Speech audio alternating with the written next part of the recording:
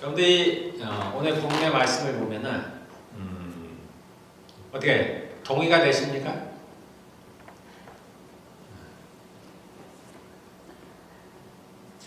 하나님이 겁을 주셨는데 아버지와 아들이, 어머니와 딸이, 시어머니와 며느리 꼭 그런 건 아니에요. 이제 대척점에 있다 그런 얘기입니다.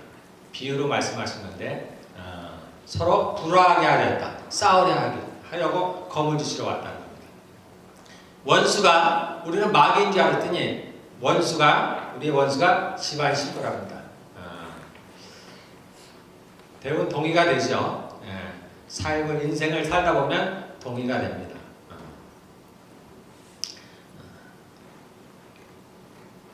그 앞에 나온 말씀이나 뒤에 나온 말씀, 나보다 아버지나 어머니를 더 사랑하는 자는 내게 적합하지 않고, 나보다 딸이나 자녀를 더 사랑하는 자는 내게 적합하지 않다. 그 다음에 그 뒤에도 나오는 말씀도 심지어는 나보다도 나를 더 사랑하는 그 사람도 적합하지 않다라고 얘기합니다. 그래서 우리는 이 구절을 보고서 뭐라고 해석을 하냐면 하나님을 더 사랑해야 된다 얘기합니다. 하나님을 더 사랑해야 된다. 그러니까 믿지 않는 남편, 믿지 않는 아내, 믿지 않는 자녀들, 믿지 않는 부모는 받아들여지지가 않습니다. 그게 받아들여지가 않아요. 그런 하나님이 도대체 어디 있어? 하나님이 욕심장이 아니신가?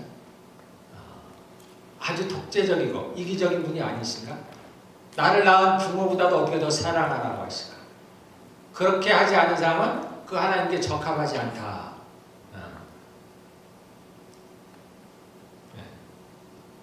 잘 받아들여지지가 않습니다. 여러분도 우리 이성적으로 생각하면 뭔가가 이상하긴 한데 뭐라고 반박을 하기가 어렵죠. 반박하기가 어렵습니다. 그래서 오늘은 이 말씀의 의미를 좀 정확하게 아시기를 바라겠습니다. 그래서 우리가 혼란스럽지 않고 그렇지 않기를 바라겠습니다. 우리가 때로 문제가 되는 것 중에 뭐냐면 이 캐나다에서 외국에서는 좀 그런 상황이 좀 드뭅니다만 한국에서 우리가 신앙생활하다 보면 교회를 가야 되는 시간이 굉장히 많죠. 많죠. 주일날 오전, 오후, 수요 예배, 금요일날 심지어 요즘은 어떤지 모르겠습니다. 철화합니다. 밤새야죠. 그 다음에 매일 새벽 기도가 있고 또 주중에 구역 모임이 있고 또 그 외에 교회 무슨 제자 훈련? 기타 이런 것들이 많으세요. 그런 것들이 많습니다. 그러다 보니까 믿지 않는 남편, 믿지 않는 아내 또는 자녀들 부모 입장에서 보면은 자신의 아내, 남편, 자녀, 부모를 빼앗긴 것 같은 거예요. 잃어버린 것 같은 거예요. 그래서 우리는 하나님을 더 사랑해야 됩니다.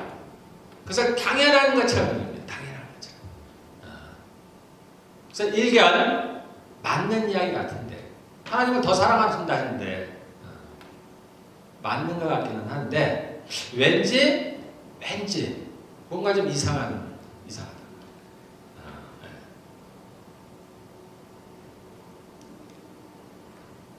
그래서 하나님은 사람이 아닙니다. 사람이 아닙니다. 성경에 하나님 질투하시는 하나님이라고 나와 있긴 하지만 하나님이 내가 부모를 더 사랑한다고 해서 질투하시는 분이 아니에요. 시기하시는 분이 아닙니다. 하나님은 비교의 대상이 아니에요. 근데 우리가 이 하나님을 비교의 대상으로 만들었어. 그래서 믿지 않는 남편, 믿지 않는 아내가 뭐래? 택해. 나를 택하든지 하나님을 택하든지. 자녀도 마찬가지죠. 말은 안 하지만 엄마 나를 택하든지 하나님을 택하든지. 하나님은 사람이 아니에요. 그렇게 비교의 대상이 될 수가 없어요. 근데 우리가 그렇게 만드는 겁니다. 하나님의 뜻을 바르게 알지 못합니다. 하나님은 우리가 부모를 사랑하기를 원합니다. 내가 하나님보다 부모를 더 사랑한다고 해서 그걸 뭐라 하시지 않는 거예요. 이 의미를 잘 아셔야 됩니다. 하나님은 비교의 대상이 아니에요. 어떤 서기관이 예수님께 물었죠. 무엇이 제일 큰 계명이냐고. 그랬더니 마음을 다하고 뜻을 다하고 정성을 다하고 성품을 다하고 심지어 목숨을 다해서 주 너의 하나님을 사랑하라. 둘째도 이와 같으니 내 이웃을 내 몸과 같이 사랑하라. 첫째와 둘째가 다르지 않다는 거예요. 예수님도 말씀하시죠. 우리가 예수님을 사랑하는 걸 뭘로 보여주고 우리는 다 하나님만 사랑하기를 원해요. 하나님만 사랑해. 하나님만. 그래서 그거면 다 되는지 알아요. 모든 핑계가 거기만 되면 돼요. 내가 하나님을 사랑해서 내가 하나님을 더 사랑하니까. 근데 우리가 하나님을 사랑하는 걸 뭘로 보여줄게? 예배를 많이 드리는가? 우리는 그런 걸로 보여주려 그러죠. 기도하는 거. 또는 헌금을 많이 한다. 교회 행사를 잘 참석한다든가. 근데 주님은 뭐라고 말씀하시면 너희가 서로 사랑하면 나를 사랑하는 줄 알겠다. 둘째도 이와 같으니 같다는 거야. 우리가 하나님을 사랑하면서 이웃을 사랑하지 않는다? 그건 하나님을 사랑하지 않는 겁니다. 우리가 반대의 경우는 좀 틀릴 수가 있어요. 이웃을 열심히 사랑하지만 하나님을 사랑하지 않는 경우가 있습니다. 예수를 믿지 않는 사람도 이웃은 사랑할 수 있습니다. 심지어 다른 종교를 믿는 사람들이 훨씬 더 우리보다 더 이웃을 더 사랑하는 경우가 많죠. 그러나 그들은 하나님을 사랑하지 않을 수가 있습니다. 심지어 교회를 다녀도 이웃은 사랑하지만 하나님을 사랑하지 않는 경우가 있습니다. 그래서 순서가 바뀌면 안 되지만은 그러나 하나님을 사랑하는 사람은 반드시 이웃을 사랑해야 됩니다.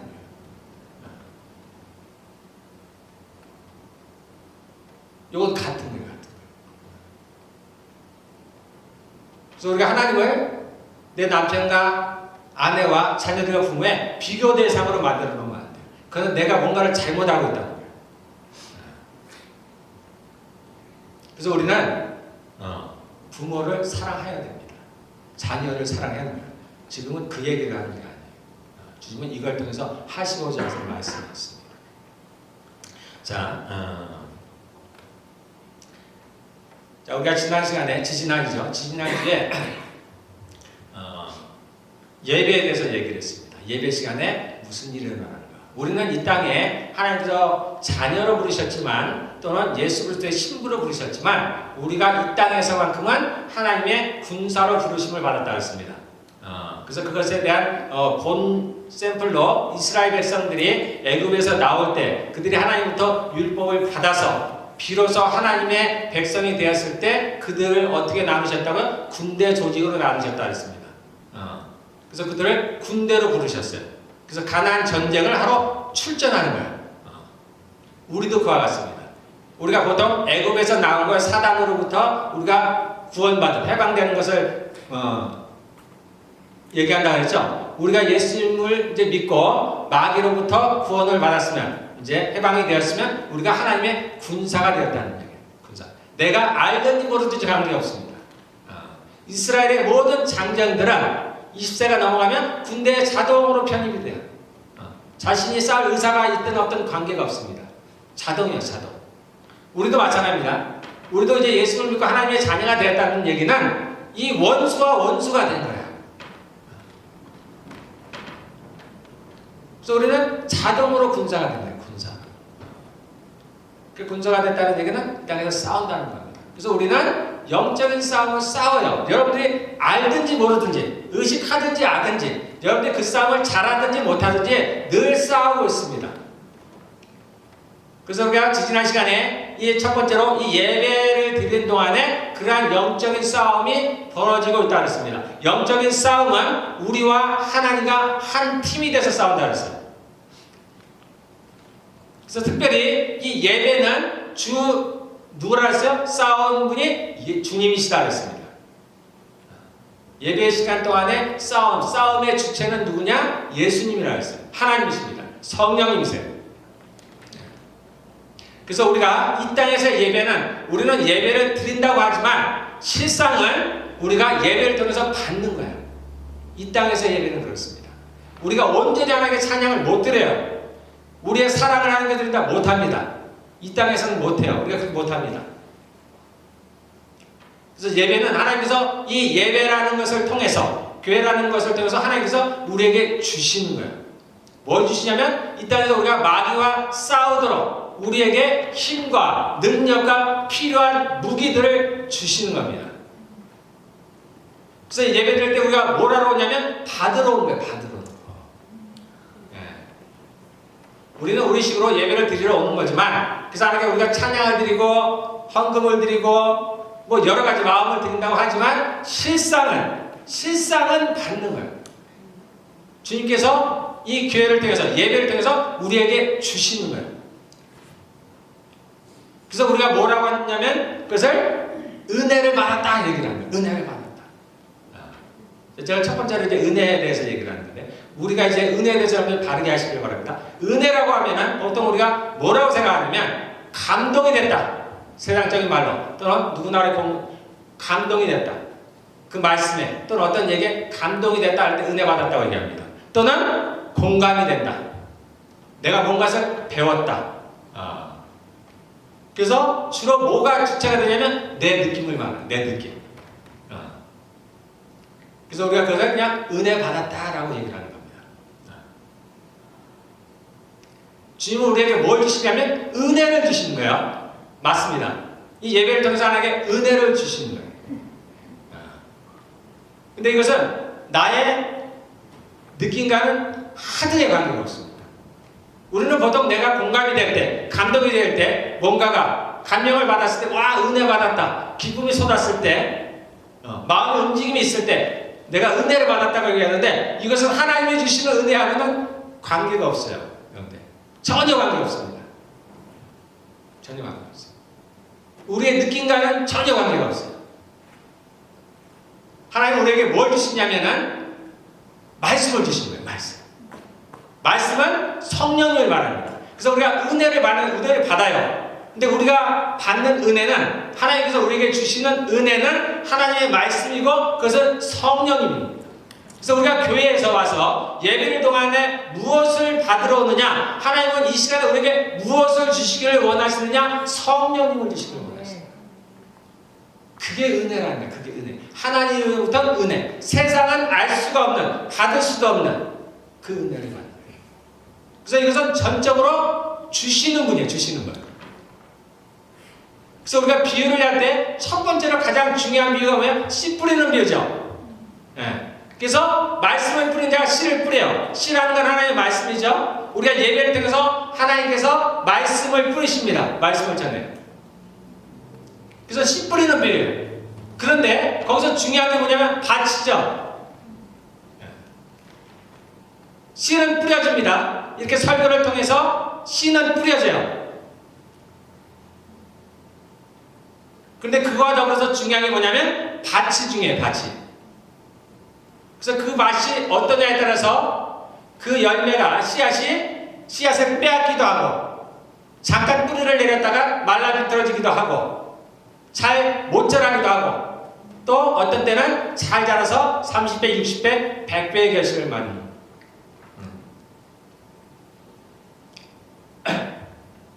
그래서 예배에서 어찌 보면 가장 중요한 것은, 설교가 가장 중요하다 했죠. 설교가 가장 중요하다는 얘기는 이 전하는 자가 하나님의 말씀을, 진리의 말씀을, 생명의 말씀을 뿌릴 수 있는 게 가장 중요합니다. 그래서 여러분들은 살기 위해서 저를 위해서 기도하셔야 돼요. 여러분들이 살기 위해서 설교 시간을 위해서 기도하셔야 됩니다. 그래서 제 입에서 나가는 말씀이 정말로 생명의 말씀이 돼야 돼요. 그래야 이 말씀이 여러분들에게 뿌려질 때 비로소 열매를 맺게 되는 겁니다. 자, 이게 첫 번째예요. 자, 두 번째는 이제 여러분들이죠. 여러분들이 밭이 준비가 돼야 돼요. 그래서 여러분들이 적어도 토요일에는 기도를 좀 하셔야 돼요. 내가 내일 주일날 말씀을 잘 받을 수 있도록, 하나님의 은혜를 잘 받을 수 있도록. 그리고 여러분들 교회 오셔서도 함께 기도를 하셔야 됩니다. 첫째는 누굴 위해서요? 나를 위해서. 나라는 게 저 말고 여러분 자신. 여러분들 자신을 위해서 기도해야 돼요. 다른 사람 말고 여러분들 나를 위해서. 내가 이 말씀을 잘 받아서 내 안에서 열매를 잘 만들 수 있도록 여러분들 스스로를 위해서 기도를 하셔야 돼요. 그리고 더 나아가서 여러분들이 이제 다른 성도님들을 위해서 기도해야 됩니다. 그래서 중보기도자가 어마어마하게 중요해요. 제 개인적으로 예배 때 뭐가 제일 중요한가? 저는 중보기도라고 생각합니다. 그래서 중보기도하는 분들이 많았으면 좋겠어요. 많이 오셔서 함께 참여하시길 바라겠습니다. 그래서 나를 위해서 기도하시고 저 말고 여러분들 자신을 위해서 기도하시고 그 다음에 다른 성도들 여러분들 보면 좀 특별히 마음이 가시는 분들이 있으면 그분을 위해서 기도해 주셔야 됩니다. 믿음이 혹시라도 약해 보이는 분이 있으면 그분을 위해서 기도하셔야 돼요. 그분이 말씀을 잘 받아 은혜를 잘 받아서 열매 맺을 수 있다. 그래서 내가 정말로 하나님께 은혜를 받았는지 은혜가 성령님이라고 했어요. 여러분들은 분명히 아시길 바라겠습니다. 어떤 감동이라는 게 아니에요. 말씀을 성령님을 내가 잘 받았느냐 그것은 여러분의 삶에서 나타나요. 삶에. 내게 변화가 있느냐라는 거예요. 내게 변화가 있느냐. 내가 예수님의 모습으로 닮아가고 있느냐. 나의 믿음이 자라고 있는가. 내가 주변의 이웃들을 잘 섬기고 있는가. 내가 남편에게 순종하며 남편을 공경하고 있는가. 내가 아내를 내 몸과 같이 사랑하고 있는가. 내가 자녀를 그리스도의 말씀으로 가르치며 자녀를 노엽게 안 하고 있는가. 내가 부모에게 순종하고 있는가. 여러분들 어려울 거 없어요. 내가 이것을 못하고 있으면 내가 은혜를 받는 게 아니에요. 아무리 내가 교회 와서 기뻐도 교회가 재밌어도 내 삶이 1년이 갔는데 아무 변화가 없어. 그거는 세상이 말하는 그냥 뭐랄까요. 감동, 그냥 기쁨, 그냥 좋은 얘기를 들은 거예요. 진짜 생명이 아닌 겁니다. 생명은 반드시 일을 해서 열매를 맺어야 돼요. 우리가 맺은 열매는 딱 하나예요. 성령의 열매. 다른 거 없어요. 다른 거 얘기할 필요도 없어요. 그냥 성령의 열매. 성령의. 우리가 맺어야 될 건 성령의 열매예요. 사랑과 희락과 화평과 오래 참과 자비와 양선과 충성과 온유와 절제. 이외에 다른 것이 없어요. 다른 열매 얘기할 것도 없어요. 우리의 열매는 오직 이거예요. 이거. 내가 이 열매를 맺었나 보는 겁니다. 이게 아니면 나는 아직 신앙이 어린 거예요.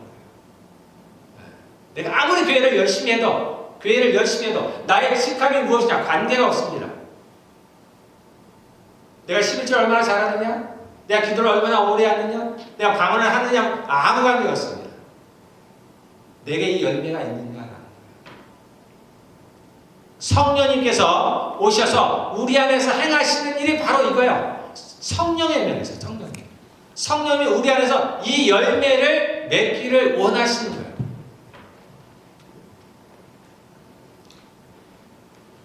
자, 그것이 교회 안에 우리가 예배 때 벌어지는 일들이라고 했습니다. 그래서 우리가 이러한 예배 때 하나님의 말씀을 받고 하나님의 성령님으로 충만해져서 성령님을 받는다는 표현도 맞아요.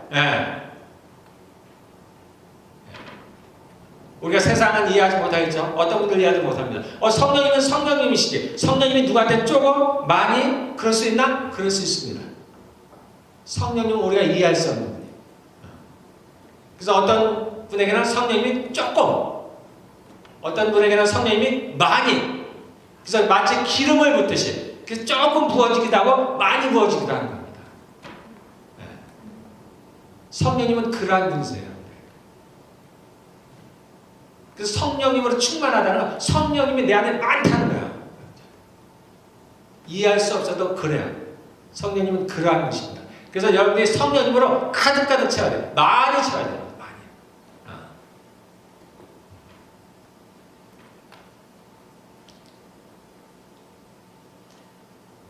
우리가 오늘 이제 가정에서 왜 우리 집안 사람이 원수인지 또는 내가 죽어야 되는지, 또는 내가 살면은 내가 오히려 죽고, 내가 죽으면 어떻게 사는지, 이 말씀이 무엇인지 여러분들 다시 한번 자, 이해하시기를 바라겠습니다. 이것을 이해하기 위해서는 우리가 누군지를 알아야 돼요. 그래서 우리는 누구를 어떻게 이루어졌다고요? 영과 혼과 육으로 했다. 이것을 이해하지 못하면 이러한 것들을 이해할 수가 없어요. 무슨 일이 벌어진지 몰라. 내가 여러분들 속으로 혼잣말을 하죠. 혼자 생각하기도 하지만 내가 여러분들 머릿속에서 누군가와 대화를 하죠. 여러분들이 주고받고 하죠. 그거를 우리는 뭐라고 얘기하냐면 내가 혼잣말을 하고 있다고 생각하는 거예요. 그렇게 얘기를 합니다. 그런 적 없어요? 있죠? 예. 가만히 내가 나도 모르는 사이에 누군가 내 안에서 나가 누군가 대화를 주고받잖아요. 이거는 내가 혼자가 아니야, 혼자. 내 안에 내가 많다 그랬죠? 우리는 그걸 다 나라고 생각하는데 그렇지 않다고 제가 분명히 말씀드렸습니다. 자, 사람은 뭘로 이루어졌다고요? 영과 혼과 육으로 이루어졌습니다. 또 우리 안에 얘기하는 이가 있어요. 누가 얘기해요? 성령님도 우리 안에 말씀하십니다. 또 우리 안에 얘기하는 자가 있어요. 누가요? 마귀도 얘기해요. 생각을 갖다 주잖아요. 마귀에게 예수님을 팔 생각을 갖다 줬더라. 우리 안에 많은 악한 생각들이 일어나죠? 어디에서 왔겠어요? 마귀로부터. 내가 아니거든, 내가. 우리는 그것을 분간을 못해요. 그래서 그것이 다 나라고 얘기합니다. 다 나. 뭘 해도 다 나라고 생각합니다. 자, 우리가 지난달에 외웠던 하나님의 말씀 한번 다시 한번 볼까요? 하나님의 말씀은 살았고 활력이 있어 좌우에 나선 어떤 검보다도 예리하여 혼과 영과, 이 영이 악한 영이라 했습니다. 혼과 영과 및 관절과 골수를 찔러 쪼개기까지 하며 또 마음의 뜻과 생각을 판단하니 이 세 가지가 나오죠. 첫째 혼과 영, 두 번째 관절과 골수, 세 번째 마음의 뜻까지. 이거 다 같은 얘기예요. 같은 얘기. 그 다음에 13절 지으신 것이 하나도 그 앞에 나타나지 않음이 없고 우리의 결산을 받으시려게 만물이 벌거벗은 것처럼 드러나느니라. 자, 뭐가 드러난다고요? 뭐가 드러나요? 여기서 말하는 건 한 가지예요. 다 같은 얘기예요. 하나님은 뭘 드러내시겠다는 거예요? 예수님께서 십자가에 죽으시고 이제 부활하시고 그 다음에 하신 일이 뭐냐면 내가 통치자들과 권세자들을 드러내요. 구경거리를 만드시겠다는 거예요. 자, 아담과 하와가 죄를 지었습니다. 죄를 지었죠? 그래서 세상으로 쫓겨났어요. 에덴에서 쫓겨났습니다. 그래서 아담과 하와를 통해서 뭐가 들어왔다고 그랬어요? 죄가 들어왔다. 그리고 죄를 따라서 뭐가 들어왔다고요? 사망이 들어왔다. 자, 세상에 죄가 들어왔는데 그 죄가 어디에 들어왔다고요? 사람에게 들어왔다. 사람에게 들어왔다. 그래서 사람들이 다 죄를 짓는 거예요. 그래서 바울이 얘기하죠. 로마서 7장에 내가 선을 해가고자 하는 마음이 있는데 또 내 안에 다른 무언가가 있어서 나를 사로잡아서 내 지체 가운데 하나로 나를 끌고 와서 내가 원치 않는 일을 행하게 하는 것을 내가 보는도다. 가만히 보니까 나는 선을 행하고 싶은데 누구를 사랑하고 싶은데 내가 용서하고 싶은데 그 무언가가 나를 사로잡아서 누군가를 미워하게 만들고 용서치 못하게 하고 죄를 짓게 만든다라는 것을 바울이 발견했어요. 그래서 그것이 무엇인지 알았는데 그것이 죄다라고 했습니다. 죄다. 인류의 가장 큰 발견이라고 제가 말씀드렸죠. 하나님께서는 이 죄를 드러내시겠다는 거예요. 자, 우리 계시록 12장에 여러분 제가 계시록 12장 얘기를 자주 하는데 요한계시록 12장을 다시 한번 읽어봐요. 거기에서 도대체 무슨 얘기를 하는지 왜 자꾸 12장 인용하는지 자 나오게 한번 볼까요? 요한계시록 12장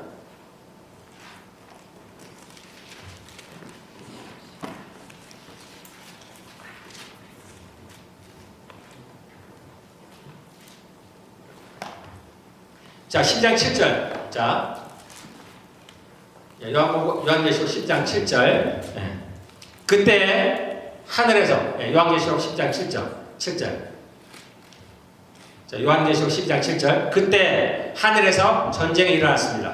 미가엘과 미가엘의 천사. 미가엘은 이제 군사장이라고 얘기하죠.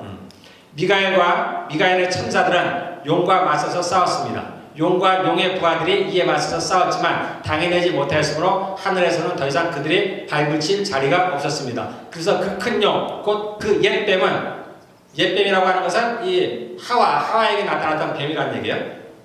그 옛뱀은 땅으로 내쫓겼습니다. 우리가 사는 이 땅을 말하는 거예요. 땅으로 내쫓겼습니다. 그 큰 용은 악마라고도 하고 사탄이라고도 하는데 온 세계를 미혹하던 자입니다. 그 용의 부하들도 그와 함께 땅으로 내쫓겼습니다. 그 용의 부하들의 숫자가 대략 천사의 3분의 1이라고 했습니다. 그들이 함께 이 용과 함께 이 땅으로 내쫓겼다는 거예요. 자, 그랬더니 하늘에서 이제 뭐라고 얘기하냐면 그때 내가 들으니 하늘에서 큰 음성이 이렇게 울려 나왔습니다. 자, 이제 용과 그를 따르는 천사들, 타락한 천사들이 땅으로 내어 쫓겼어요. 그러니까 하늘에서 이러한 음성이 들렸습니다. 이제 우리 하나님의 구원과 권능과 나라가 이루어지고 하나님이 세우신 그리스도의 권세가 나타났다. 예수님이 죽으시고 부활하신 후에 지금 예수님이 지금 하늘과 땅의 모든 권세를 가지셨죠? 그 얘기를 합니다. 그 얘기예요. 우리의 동료들을 헛되던 자. 여기서 우리는 천사를 말하는 거예요. 하늘에 있는 천사들 지금. 우리의 동료들, 하늘에 있는 천사들을 괴롭혔어요. 누가? 용이, 그 천사들이 하늘에서 같이 있었다는 거예요. 같이. 그리고 그 천사들을 괴롭혔다는 거예요. 그런데 우리와 우리의 동료들을 헛뜯는 자, 우리 하나님에서 앞에서 밤낮으로 그들을 헛뜯는 자, 여기서 헛뜯는 자라고 나왔지만은 옛날 버전에서는 참소하는 자예요. 참소하는 자. 그래서 마귀는 어떤 자예요? 사단은 참소하는 자죠. 천사들을, 선한 천사들을 자꾸 고소를 한 거예요, 하나님께. 그런 일들을 했다는 거예요. 그래서 많은 천사들을 아주 괴롭혔다는 거예요. 그렇게 이제 밤낮으로 그들을 헛뜯는 자가 내쫓겼다. 어디로? 땅으로. 우리의 동료들은 어린 양이 흘린 피와 자기들이 증언한 말씀을 띄고 그 악마를 이겨냈다. 하늘에서도 이렇게 이겨냈다는 거예요, 지금. 이 땅을 말하는 게 아니야, 이제. 그들은 죽기까지 목숨을 아끼지 않았다. 그러므로 하늘아, 그리고 그 아래에 사는 자들아, 천사들이죠. 하늘에 사는 자들, 천사들이에요. 사는 자들아, 즐거워하라. 왜 즐거워하라? 그러나 땅과 바다는 화가 있다. 왜 즐거워요? 자기들을 참소하던, 괴롭히던 용과 사단이, 그리고 그를 따르던 타락한 천사들이 하늘에서 쫓겨났다는 거예요. 더 이상 하늘에 없다는 거예요. 그러므로 하늘에 있는 천사들은 기뻐하라는 거예요. 그런데 악마가, 그러나 12절, 그러나 땅과 바다는 화가 있다. 땅과 바다는 어디요? 지금 우리가 사는 이 땅, 땅과 바다는 화가 있다. 우리에게 지금 화가 있다는 거예요. 큰일이 났다는 얘기입니다. 왜? 악마가 자기 때가 얼마 남지 않은 것을 알고 몹시 성이 나서 너희에게 내려갔기 때문이다. 지금 우리가 그러한 상황에 살고 있는 거예요, 지금. 이 땅이 그렇다는 얘기입니다.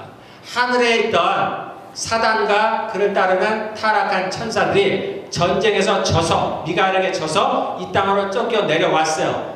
그래서 그들이 어디에 들어갔다고요? 다 사람 속에 들어가서 숨어버렸어요.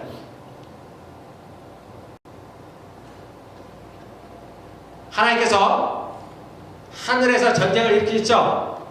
그래서 하늘에 있는 그 용과 천사들을, 타락한 천사들을 다 물리치고 땅으로 내쫓겼어요. 그래서 이제 전쟁터가 어디로 바뀌었냐? 이 땅으로 바뀐 거예요, 지금. 하늘에서 이 땅으로 옮겨진 겁니다.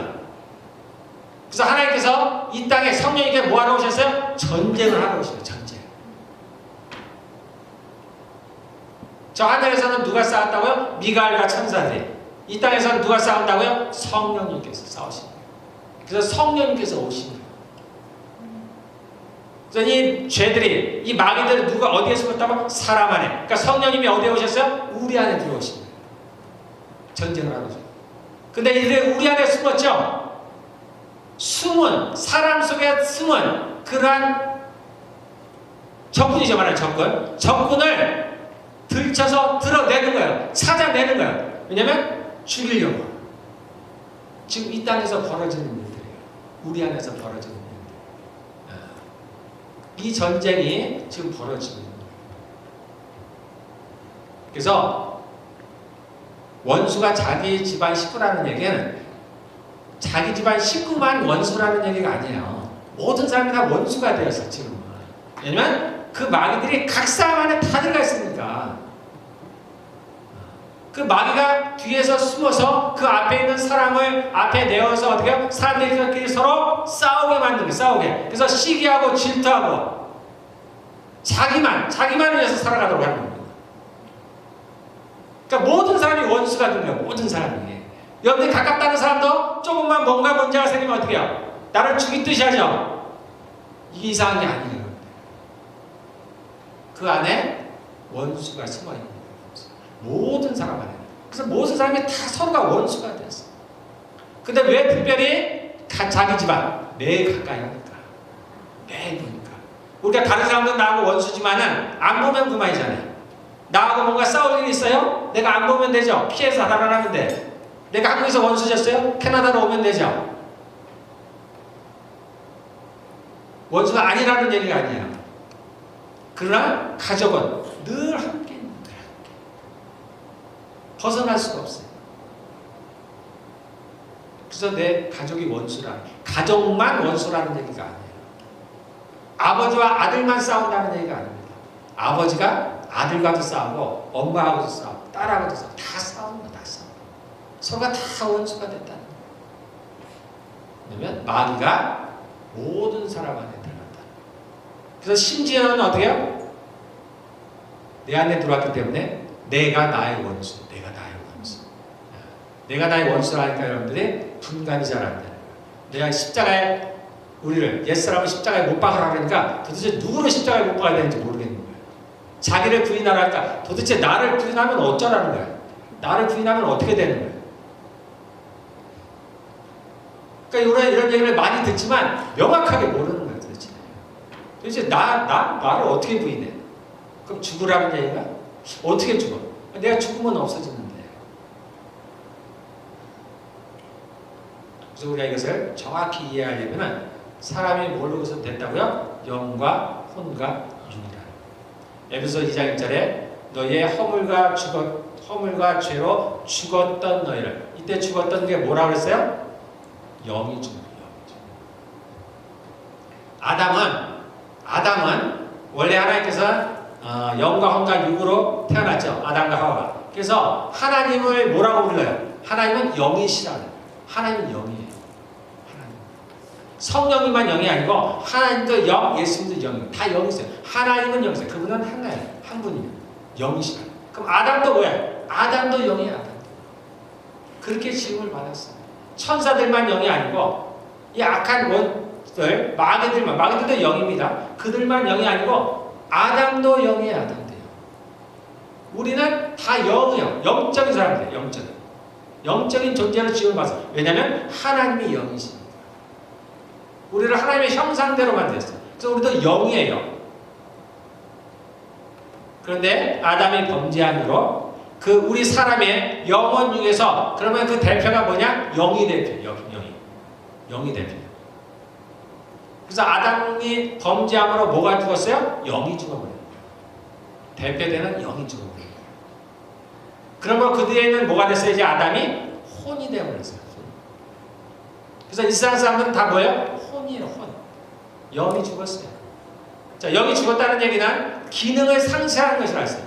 사라지는 게 아니에요. 하나님은 영원하신 하나님이죠. 사라지는 게 없어요. 다 돌아가는 거예요. 돌아가. 원래 어디로? 원래 있던 대로. 사람의 육체가 죽으면 어디로? 원래 있던 흙으로 돌아가는 거예요. 사람이 죽으면 어떻게 해요? 그 영은 어디로 가요? 원래 있던 하나님께로 돌아가는 거예요. 다 돌아가는 거예요. 그냥. 왜냐하면 하나님께는 모든 게 살아요. 그분은 생명이죠. 없어지는 게 아니에요.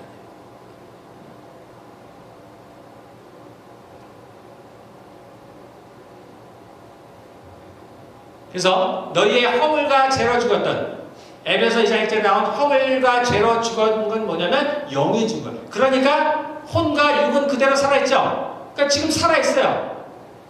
앞으로 죽겠지만 적어도 지금은 살아있습니다. 그러니까 마치 아무 변화가 없는 것 같은데 실상은 그 안에 영이 죽어버렸어요. 그러니까 영이 기능을 못해요. 영의 기능이 뭐라 그랬어요? 영은 선악을 분별합니다. 그리고 결정을 해요. 대표가 영이라고 했죠. 영이 하는 대표적인 겁니다. 선과 악을 구별할 줄 알아요. 그리고 결정과 판단을 할 줄 압니다.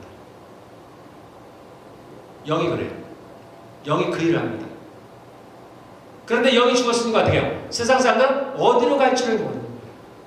내가 무엇을 할지 몰라요. 그래서 가끔 예를 들죠. 내가 카페를 할까? 내가 식당을 할까? 잘 모르는 거예요. 내가 이 길을 갈까? 저 길을 갈까? 내가 캐나다를, 우리도 그랬어요. 캐나다를 갈까? 미국을 갈까? 어디를 할지를 모르는 거예요. 우리의 영이 죽었어요. 우리는 살아나죠. 그러나 어리기 때문에 그 판단력이 아직은 성숙하지 못합니다. 그러니까 세상 사람들은 스스로 옳다고는 하지만 어떻게? 전부 다른 길을 찾죠. 그러니까 하나님을 알 수가 없는 거예요. 올바른 길을 찾을 수가 없는 겁니다. 그 영이 죽었기 때문에. 그 영적인 것을 분별하지 못해요. 혼은 지식을 습득합니다. 혼이 하는 거예요. 그게 다른 것도 있겠지만. 육은 주로 감정적이고 육체도 있죠. 우리는 이걸 구분을 못하죠. 그러나 영과 혼과 육의 영은 분명히 구분이 됩니다. 자, 어쨌든 아담과 하와가 범죄한 이후로 사람에게 영이 죽었어요. 예수님께서 그 니고데모에게 말씀하신 게 뭐라냐? 너가 성령으로 거듭나지 않냐면 하나님의 나라를 볼 수 없느니라. 그래서 그 거듭난다. 영어로 born again, 한국말로는 중생. 여기서 나오죠. 그래서 새로 태어나는. 그러니까 니고데모가 뭐라요? 새로 태어나는 걸 본 적이 없죠. 경험한 적이 없습니다. 들어본 적이 없어요. 그러니까 어떻게 해요? 예수님이 그냥 말도 안 되는 일 말씀을 하실 리는 없을 것 같고, 그러니까 그가 아는 대로 뭐라고 얘기했냐면, 그러면 내가 다시 엄마 뱃속에 들어갔다가 다시 나올까요? 그는 진지한 거예요. 우리가 볼 때는 우스운 얘기지만 우리가 아는 건 그 정도뿐인 겁니다. 예수님이 별로 설명을 안 해줘요. 왜냐면 해도 알 수가 없으니까 그냥 진리만 말씀하시는 거예요. 성령으로 거듭나지 않냐고 하나님의 나라를 볼 수가 없다. 그 성령으로 거듭난다. 새로 태어난다. 영으로 난 것은 영이, 육으로 난 것은 육이요, 영으로 난 것은 영이다. 앞에 나온 영으로 난 것, 여기는 성령으로 난 것은 영이다. 우리의 영이에요. 육으로 난 것, 우리가 아담의 자손이죠. 육체로 태어나는 겁니다. 어머니 엄마 뱃속에서 나는 건 육이라는 거예요. 육. 영으로 나는 것, 성령으로 나는 것. 성령으로 나는 건 영이라는 거예요. 우리의 영. 그래서 예수님이 말씀하신 다시 태어나야 된다, 거듭나야 된다는 것은 무엇이냐면 우리의 영을 말하는 거예요. 그래서 예수를 믿는 사람들은 영이 살아나는 거예요. 살아나는 거예요. 그러므로 여러분들이 누가 가르쳐주지 않아도 하나님을 믿게 되는 거예요. 우리의 영이 살아났기 때문에 그 영이신 하나님을 알게 되는 거예요.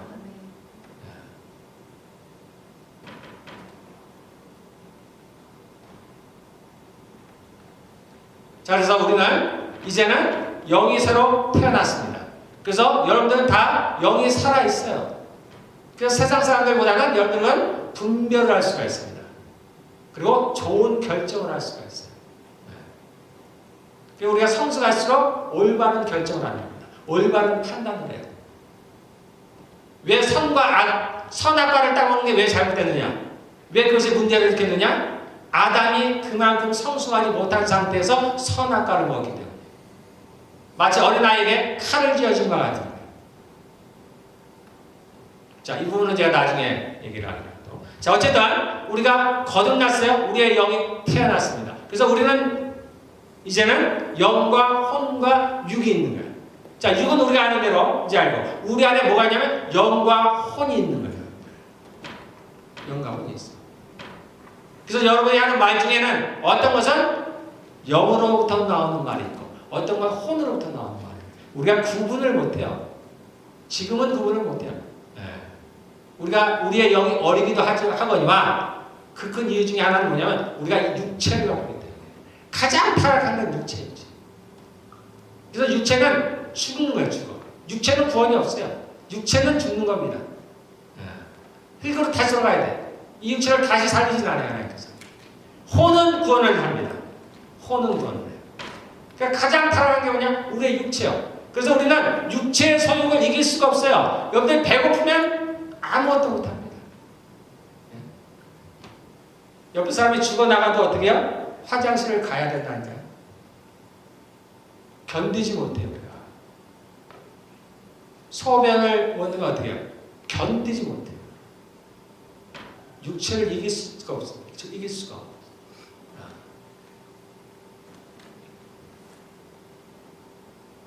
우리 육체는 그렇습니다.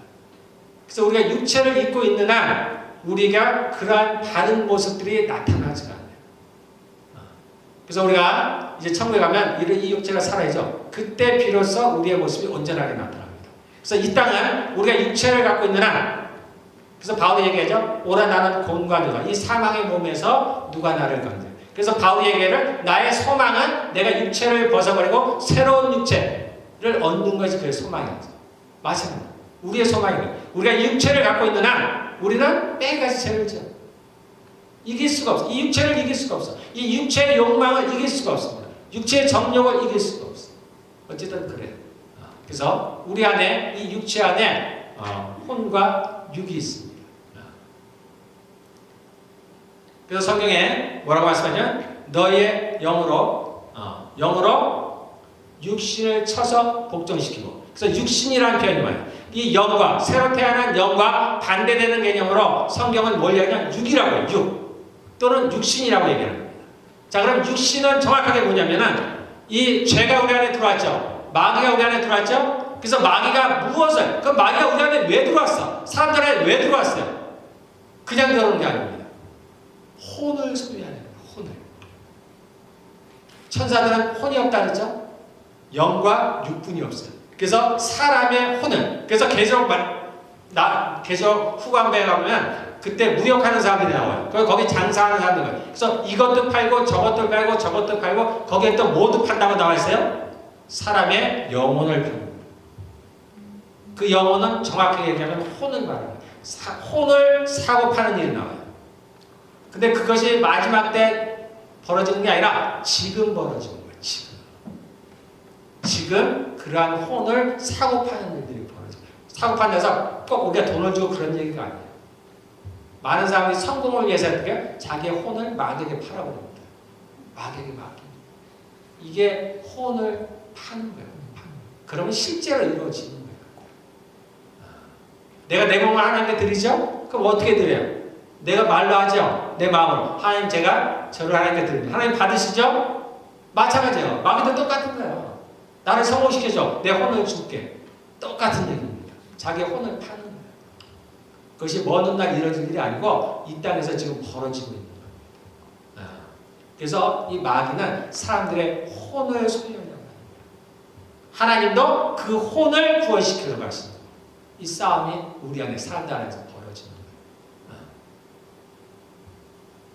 그래서 육신은 이 우리 안에 들어온 죄로 말미암아 마귀로 말미암아 타락한 나의 혼과 육체를 가리킨다. 이게 육신이에요, 여러분들. 육신. 그래서 여러분들 구분을 하셔야 돼. 영과 이 육신을 구분을 하셔야 돼. 그래서 성경을 따보면 그래야 여러분들이 성경을 구분할 수가 있어요. 영으로서 몸의 행실을 죽인다. 그 앞에 영이 뭐라 했어요? 성령님이 아니라 했습니다. 그 영은 내 영이요. 이제 살아난 내 영으로 말미암아서 내 몸의 행실을 바르게 하라는 얘기예요. 영으로서 몸의 행실을 죽이고 육신을 쳐서 복종시켜. 육신을 쳐서 무엇이? 나의 영이 내 영이 강건해져서 힘을 얻어서 나의 육신을 죄로부터 타락한 나의 혼과 육을 쳐서 복종시켜서 하나님의 말씀에 순종하도록 하라는 거예요. 이게 우리 안에서 벌어지는 싸움이라는 거예요. 그래서 우리가 교회 안에서 벌어지는 싸움의 주체는 누구라 했어요? 성령님. 우리 안에서 벌어지는 싸움의 주체는 누구라고요? 나. 우리가 하나님으로 믿으시면 안 됩니다. 내가 싸우는 거야. 내가. 나의 영이. 그래서 내가 이를 싸울 힘이 없죠. 그러니까 하나님께 도움을 구하는 거예요. 하나님 앞에 나아가는 거예요. 그래서 뭐 어떻게 해요? 나에게 능력을 주라 하신 거예요. 이 영적인 싸움은 무슨 싸움이라 했어요? 능력되게. 누가 힘이 세냐는 거예요. 이 땅에서는 누가 지식이 많으냐? 누가 좋은 무기를 갖고 있느냐? 뭐 여러 가지. 배경이 누가 좋으냐? 이런 걸로 싸우죠. 영적인 싸움은 뭐예요? 무조건 능력이 되게. 무조건. 누가 힘이 세냐는 거예요. 누가 힘이 세? 내가 누군가부터 괴롭힘을 당한다? 내가 약하면 내가 약해. 다른 거 없습니다. 그래서 우리가 하나님께 이걸 구해야 되는 거예요. 성령으로 충만하게 원하죠. 성령이 내 안에 충만하면 뭐가 좋아지는데? 내가 능력이 많아져요. 내가 힘이 세져요. 그래서 전에는 내가 도저히 용서하지 못했던 사람, 이제는 용서하기가 쉬워져. 내가 능력이 그만큼 세졌다는 거예요.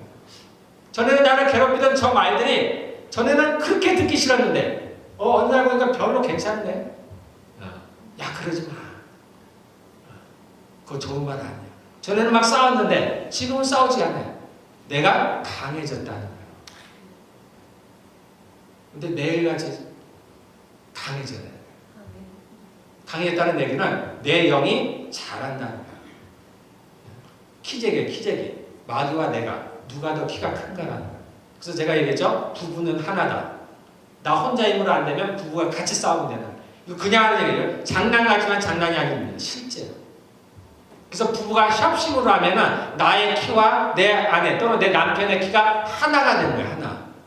그럼 내 혼자 힘으로 보는. 그래서 혼자는 지겠고 둘은 싸울만 한 거야. 삼겹살은 반드시 이겨요. 그래서 부부가 하나 된다는 건 어마어마하게 중요한 거예요. 그래서 우리가 여기서 우리가 이 말씀을 액면 그대로 내가 내 부모보다 하나님을 더 사랑해야 된다. 내 부모가 또는 자녀가 남편이 아내가 어떻든지 간에 내가 교회 가서 이런 거 하지 말라는 그런 거 아니라고 여러분들. 그 싸움이 아니에요. 우리는 하나님과 싸움의 대상이 하나님이 아닙니다. 비교가 아니에요. 비교 대상이 아니에요. 내가 아내를 더 사랑한다? 또는 남편을 더 사랑하나? 또는 하나님을 더 사랑하나? 이런 게 아니에요. 여러분들. 우리가 부모와 사랑해야 됩니다. 하나님만큼 사랑해요. 아니면 그보다 더 사랑해도 괜찮은 거예요, 여러분들. 자녀를 사랑해도 괜찮은 거예요. 가족들을 사랑해야 됩니다. 그런데 뭐가 원수냐? 그 사람 안에 있는 악한 일이 각 사람 안에 있다. 그게 원수입니다. 이거를 구분할 수 있어요. 그래서 우리의 쓰임은 혈과 육에 대한 것입니다. 이걸 구분하지 못하니까 늘 사람하고만 싸우는 거야. 사람하고. 나는 아내, 남편, 자녀들, 부모하고 싸우는 거야. 형제들끼리 싸우는 거야. 이게 마귀한테 속는 거야. 그 뒤에 숨어있는 통치자들과 권세자들과 어둠의 주관자들과 하늘에 있는 악의 영들, 그들을 알아야 됩니다. 그들과 싸워야 돼요. 그래서 내가 화가 이만큼 올라와요. 왜냐면 내 안에도 악한 게 있으니까 내가 올라. 그러나 내가 영으로서 이 악한 것을 쳐서 복종을 시키는 겁니다. 그리고 내가 내 가족들에게 화가 나는 행동과 말투를 나에게 하지만 나에게서도 그렇게 일어나는 그것을 내가 누르고서 내가 선한 말로 하는 거예요. 선한 말로. 내 아이가 공부를 하면 왜 공부하니? 애들을 화나게 하지 말고 얘기를 해도 부드럽게. 이게 우리가 가정에서 싸우는 거예요. 그래서 우리가 이 싸움을 어떻게 하면 이긴다고요? 선으로 하기 위해서. 우리가 원수들하고 싸우는데 무엇으로 싸우냐면 선을 가지고 싸우는 거예요. 선. 하나님은 선이시다. 하나님은 선입니다. 그는 선하시며 인자하심이 영원합니다. 그래서 하나님의 선함을 가지고 우리가 싸우는 거예요. 이게 우리들의 무기입니다. 그래서 여러분들이 이러한 것들을 저한테 이제 이론적으로 여러분들 들으셨잖아요. 근데 어렵죠. 제가 이런 얘기를 수없이도 많이 설교했습니다. 여러분들 쉽지가 않아요. 그런데 이런 것들을 알고서 내가 정말 그 싸움을 싸우는 거와 세상 사람들 또는 많은 사람들이 이러한 이론을 몰라도 싸우고 있어요. 지금도 싸우고 있습니다. 어떤 사람은 잘 싸우고 있어요. 그러나 내가 뭔가를 알고서 하는 것과 모르는 건 굉장히 차이가 있습니다. 우리가 기술도 마찬가지예요. 우리가 현장에서 습득하는 사람들이 있습니다. 또는 공부하는 책상에서 공부하는 사람들 있어요. 뭐가 더 잘할까요? 현장에서 하는 사람이 잘하죠. 그런데 이론을 갖고 현장에서 하는 사람들은 속도가 엄청납니다. 배우는 속도가. 그리고 기술의 디테일이 달라요. 이론을 알고 있기 때문에. 왜 그런지를 알기 때문에. 우리가 싸워도 마찬가지예요. 내가 내 아내 안 한편 또는 자녀들이 내가 왜 참아야 되는지를 아는 것과 내가 그냥 참아야 되겠다는 건 다른 거예요. 전혀 다른 얘기입니다. 그래서 내가 내 의지를 참는 것은 오래 못 가요. 내가 오늘은 참았지만 내일은 안 되는 거예요. 그래서 내가 이 이유를 알고 정확하게 우리가 이것을 배우는 이유는 처음에 상대 어떻게 해요? 화살을 쏴도 어디에 쏴야 된다고요? 상대 영통에다. 적에게 한 방에 쏴서 죽이려고 하는 거예요. 칼을 써도 어떻게 쏴? 적의 머리를 베야 돼요. 정확하게 내 원수가 누군지를 알아야 돼요. 그 싸움을 할 때 내가 이길 수가 있는 거예요. 그래서 내가 변화가 일어나요. 근데 나만 변화가 일어나는 게 아닙니다. 상대도 변화가 일어나요. 자, 이 싸우는 방법이 우리가 선을 행하는 거죠. 선을 행하는 거예요. 또 하나가 뭐냐면, 자, 우리가 하나님께서 아까 뭘 하신다 그랬어요? 히브리서 4장 13절에서 드러낸다 그랬죠? 드러내는 거예요. 마귀는 어떻게 하면 우리가 있으냐면, 첫째, 드러내는 겁니다. 마귀가 드러나면 이겨요. 드러나면. 하나님께서 저에게 첫 번째 가르쳐 주신 거예요. 마귀를 이길 수 있는 방법. 마귀가 드러나면 이겨요. 예전에 제가 정확히 예를 들지 않습니다만 어떤 문제가 발생했는데 도대체 모르겠는 거예요. 그러다가 한 6개월이 지나서 제가 그것을 알게 됐습니다. 그 뒤에서 하는 것이 마귀라는 걸 알게 됐어요. 그 순간 제가 이겼어요. 그 순간 이겼다는 얘기는 그 순간 일이 해결이 됐다는 얘기예요. 마귀는 어둠이잖아요.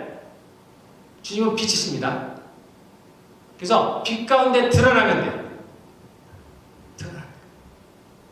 드러내면 우리가 이길 수가 있어요. 그래서 마귀는 그토록 우리가 회개하는 걸 싫어합니다. 그토록 죄에 대해서 얘기하는 걸 싫어합니다. 죄를 드러내기를 싫어하기 때문에 자기가 드러나면 진다는 걸 알기 때문에 어찌하든지 자신을 감추는 겁니다. 여러분들 회개는 내가 뭔가를 잘못했습니다. 정말 옷을 찢고 예전에 구약에 죄를 뒤집어 쓰고 옷을 찢고 우리가 평생에 이런 거는 몇 번 안 해요. 여러분들 회개를 그렇게 어렵게 생각하면 안 됩니다. 그런 것들이 아니에요. 그게 회개가 아니라는 얘기가 아니에요. 그건 특별한 때예요. 특별한 때 정말 성령님께서 내 안에 임하셔서 갑자기 회개가 터진다는 얘기하죠. 그건 내가 할 수 없을 때 아주 특별한 경우예요. 특별한 경우. 우리가 늘 그걸 기대하면 안 됩니다. 그래야만 내가 회개를 한다고 생각하면 안 돼요. 회개는 그런 것들이 아니에요.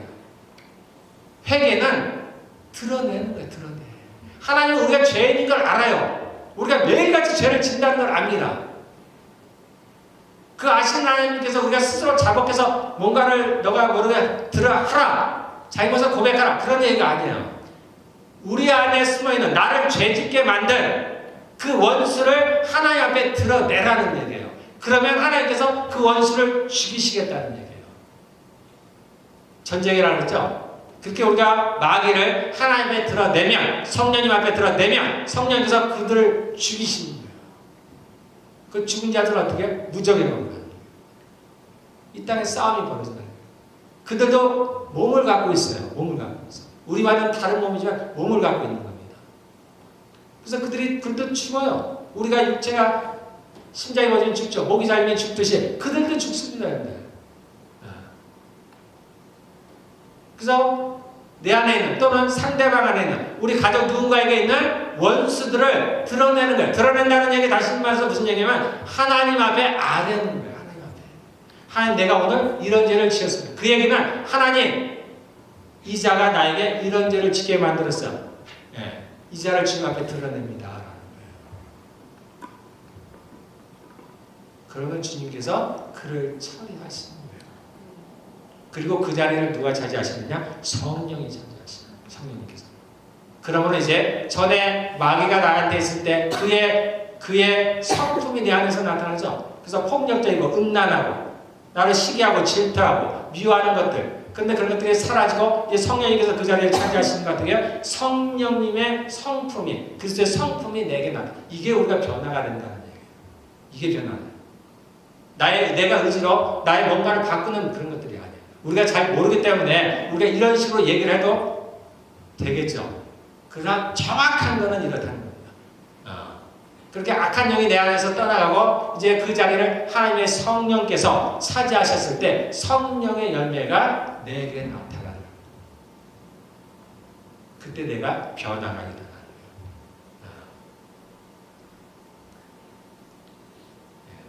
그래서 여러분들 회개를 하나님께 하셔야 돼요. 매일같이. 제가 오늘 용서를 못했습니다. 용서를 못하게 하는 죄가 내 안에 있어요.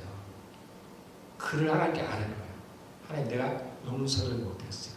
제가 오늘도 사랑하지 못했습니다. 하나님, 오늘 제가 화를 냈습니다. 우리가 여러분들 익숙해지기 전에는 그게 어려워요. 왜냐면 그 화내는 거가 다 나라고 생각하니까. 그게 나라고 생각하니까. 제가 처음에 그랬어요. 안 되더라고요. 한두 번 내다가 안 되는 거예요. 똑같은 죄를 계속 지니까. 하나님, 이 자가 나를 화내게 만들었습니다. 하나님, 오늘도 제가 졌어요. 하나님, 제가 오늘도 속았습니다. 근데 하도 그러다 보니까 그게 마치 내가 나를 뭐 이상한 거야. 변명하는 거 같고, 변호하는 거 같고. 그거 잘 안 돼. 근데 속지 마시고, 끝까지 하시고. 그래서 내 안에서 그 악한 영의 세력을 완전히 몰아내셔야 돼요. 몰아내셔야 돼요. 그리고 여러분들이 그런 것들을 경험을 하셔야 돼요. 그래서 내 모습이 변화되는 모습을 경험을 해야 돼요. 내가 전에는 정말 화가 많이 난 사람인데 요즘 내가 화가 안 나네. 전에는 내 남편이 아내가 그렇게 믿더니 글쎄 요즘 좀 참을 만한데 우리 자녀들이 뭔가를 못해도 전에처럼 화가 안 나는데 내가 너그러워졌나? 변화된, 자신의 변화된 모습들을 스스로가 경험을 하셔야 됩니다. 그 변화가 그뿐만 아니고 상대방도 알아야 돼요. 주님, 우리 자녀들이 폭력적이에요. 주님, 우리 애가 폭력적입니다. 그 안에 있는 폭력을 일으키는 영을 하나님께 아뢰는 죄를. 그럼 하나님께서 그 자녀를 또 변화시켜요. 그 안에 있는 악한 영은 드러났죠? 성령께서 처리하시는 거예요. 그럼 또 그 우리의 자녀도 변화되는 거예요. 주님, 제 아내가, 제 남편이 이렇습니다. 우리는 고자질하는 거죠? 하나님께 자꾸 고자질해야 돼요. 고자질을 하시래요. 사람에게 하지 마시고 하나님께 하셔야 돼요. 처음에는 우리가 내가 약하기 때문에 내가 원망 삼아서 막 화를 내요. 근데 이것도 자주 하자면 이제는 그런 원망도 없어집니다. 하나님은 전능하셔서 우리를 정결하게 하세요. 나의 원망하는 마음도 사라져버려요. 나의 원망을 일으키는 악한 영이 내 안에 있는 거예요. 하나님께서 그것을 처리하셔요. 그러니까 그런 원망도 점차 사라져요. 그래서 어떻게 이제는 진짜 싸움을 하듯이 하는 거예요. 하나님, 제 아내가 남편이 이렇습니다. 그 얘기는 하나님께 아뢰는 이 악한 영이 이렇게 하고 있어요. 하나님 도와주십시오라는 얘기예요. 그럴 때 내가 변하고 우리의 가족들이 변합니다. 그때 우리 안에 이제 집안 식구가 원수가 아니고 정말 내 아군이 될 수가 있어요. 그래서 함께 동역하는 사람이 될 수가 있어요. 이 싸움을 진짜 끝까지 잘 싸우시기를 바라겠습니다.